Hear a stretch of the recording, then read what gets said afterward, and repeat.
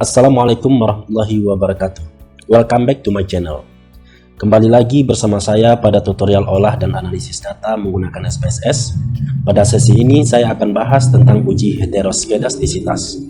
Pada part pertama akan dibahas bagaimana cara melakukan uji heteroskedastisitas menggunakan dua metode, yaitu uji Glatzer dan grafik scatter plot. Sedangkan pada part kedua akan diberikan penjelasan tentang solusi atau cara yang dapat dilakukan seandainya terdapat pelanggaran asumsi dalam uji heteroskedastisitas.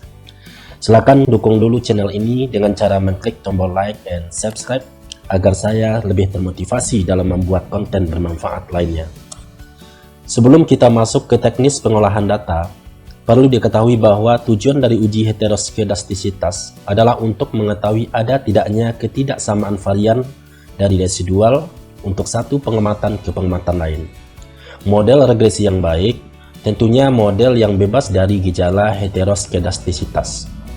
Banyak tools atau alat yang dapat digunakan dalam uji asumsi ini, seperti uji Glatzer, uji Part, uji White, atau uji dengan melihat grafik scatter plot. Namun, pada tutorial ini saya akan fokus pada pengujian umum yang digunakan oleh para peneliti, yaitu pengujian heteroskedastisitas menggunakan uji Glatzer dan grafik scatter plot.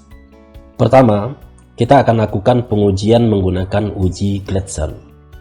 Uji Glatzer lebih mempertimbangkan regresi nilai absolut residual terhadap variabel X yang dianggap berhubungan dekat dengan varian heteroskedastisitas. Sehingga kita harus buat dulu variabel baru dengan cara mengabsolutkan nilai residual yang dihasilkan dari estimasi model regresi.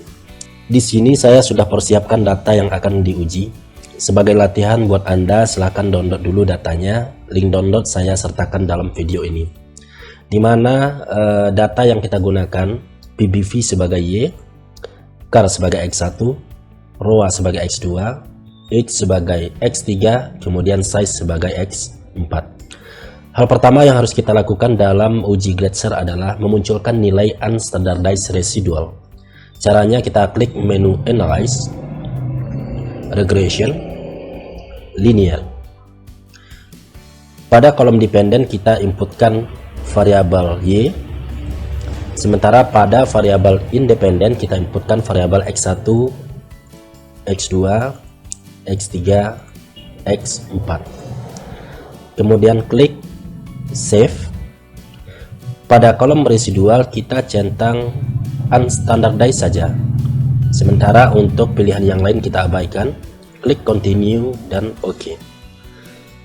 Outputnya kita abaikan. Secara otomatis akan memunculkan variabel baru dengan nama res1.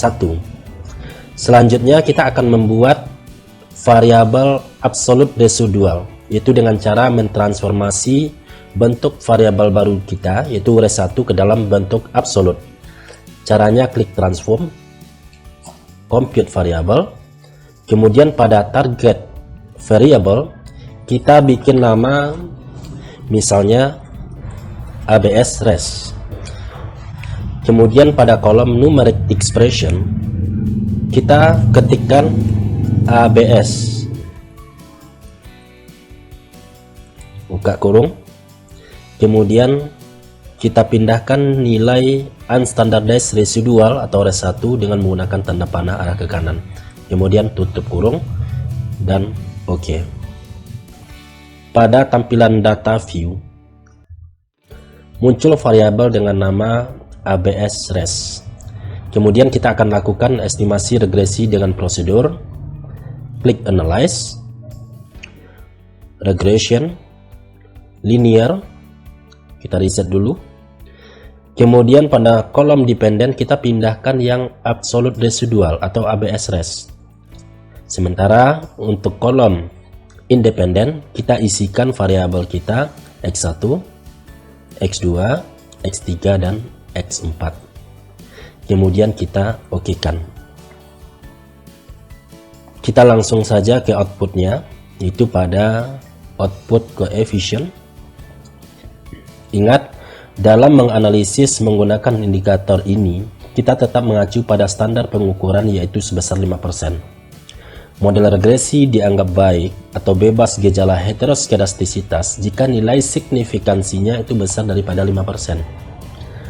Sebaliknya, ketika signifikansinya itu kecil daripada 5%, artinya terdapat gejala heteroskedastisitas dalam model. Dari output SPSS yang muncul, kita perhatikan nilai sig dari KAR itu 0,949 yang artinya besar daripada 5%. Kemudian ROA signifikannya sebesar 0,253, H signifikannya 0,192, sedangkan size itu signifikansinya 0,074. Secara keseluruhan, model kita sudah terbebas dari gejala heteroskedastisitas karena nilai signifikansinya lebih besar daripada 5%. Kedua, pengujian heteroskedastisitas menggunakan grafik scatter plot. Dengan menggunakan data yang sama, kita akan melakukan pengujian heteroskedastisitas menggunakan grafik scatter plot. Pada prinsipnya, pengujian heteroskedastisitas menggunakan metode grafik ini adalah melihat grafik scatter plot antara nilai prediksi variabel independen, yaitu Z-pred, dengan residunya atau S-resid. Namun, dalam pengujian saya tidak terlalu menyarankan memakai metode scatter plot. Kenapa? Karena persepsi dalam melihat atau memaknai grafik atau pola tertentu antara peneliti bisa beda-beda. Dalam penelitian atau dalam pembimbingan mahasiswa tingkat akhir, saya lebih cenderung merekomendasikan menggunakan uji Glatzer karena hasilnya terukur atau ada angka pasti yang bisa dimaknai dari output SPSS. Di satu sisi, mungkin saya lebih refer atau fanatik pada paradigma positivism yang lebih mengandalkan hasil yang bersifat angka dibandingkan hasil yang hanya berdasarkan pada sudut pandang atau persepsi saja. Tapi itu sih dikembalikan lagi berdasarkan sudut pandang atau penilaian Anda sebagai peneliti. Oke. Dasar pengambilan keputusan yang digunakan dalam metode grafik nantinya, jika grafik yang terbentuk seperti pola tertentu atau titik-titik dalam grafik seperti pola yang teratur berbentuk gelombang, menyebar kemudian menyempit, maka dapat disimpulkan bahwa terdapat gejala heteroskedastisitas. Namun sebaliknya, jika tidak ada pola yang jelas seperti titik-titiknya tidak teratur atau menyebar, maka indikasinya model kita sudah bebas dari gejala heteroskedastisitas. Mari kita lakukan pengujian menggunakan grafik scatter plot.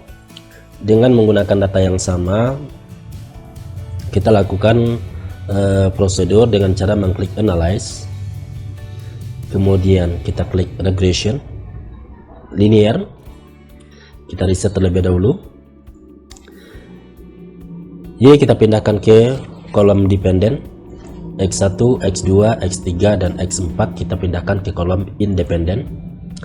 Selanjutnya kita klik plot. Untuk kolom Y, kita isikan variabel atau data S-resid.